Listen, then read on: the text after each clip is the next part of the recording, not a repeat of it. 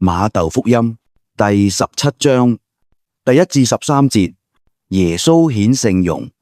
6日以後，耶穌帶住伯多祿、雅各伯同佢嘅兄弟若望，單獨帶領佢哋上咗一座高山，喺佢哋面前變咗容貌。佢嘅面貌發光，有如太陽；佢嘅衣服潔白如光。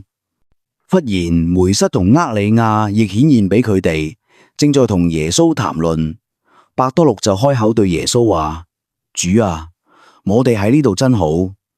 你若願意，我就喺呢度張搭3個帳棚，一個為你，一個為梅瑟，一個為厄里亞。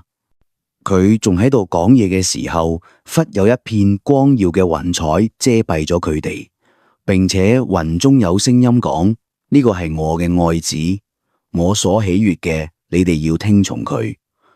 門徒聽咗就俯伏在地，非常害怕。耶穌遂前來撫摸佢哋，話：起嚟，唔好驚。佢哋舉目一睇，任誰都不見了，只有耶穌獨自一人。佢哋從山上落嚟嘅時候，耶穌囑咐佢哋話：非等人子由死者中復活，你哋唔好將所見嘅話俾任何人聽。門徒便問耶穌話：咁點解經師話厄里亞應該先嚟呢？耶穌回答話：厄里亞的確要嚟，且要重整一切。但我話俾你哋知，厄里亞已經嚟咗，人們卻唔認識佢，反而任意待咗佢。照樣，人子亦都要受佢哋嘅磨難。門徒呢個先明白耶穌俾佢哋所講嘅係指嘅洗者若翰。第14至21節，治好附魔嘅兒童。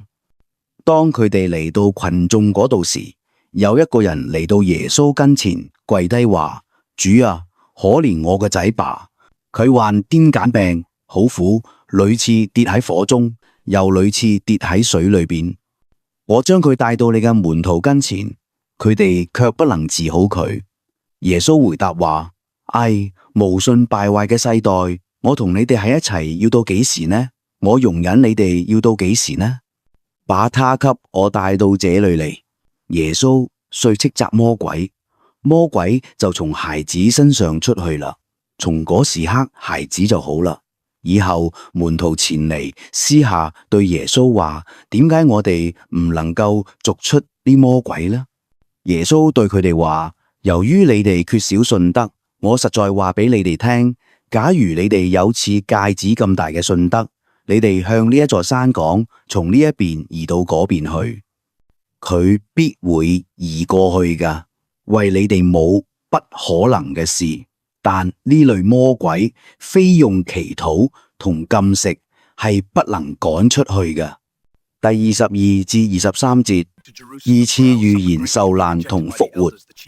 當耶穌同門徒喺加里肋亞周遊時，耶穌對佢哋話：人子將被交於人們手中，佢哋要殺害佢，第3日佢必要復活。門徒就非常憂鬱。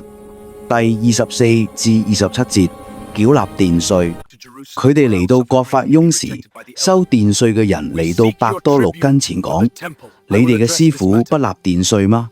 伯多祿話：自然納噶。佢一進到屋裏面，耶穌就先對佢講：西滿，你以為怎樣？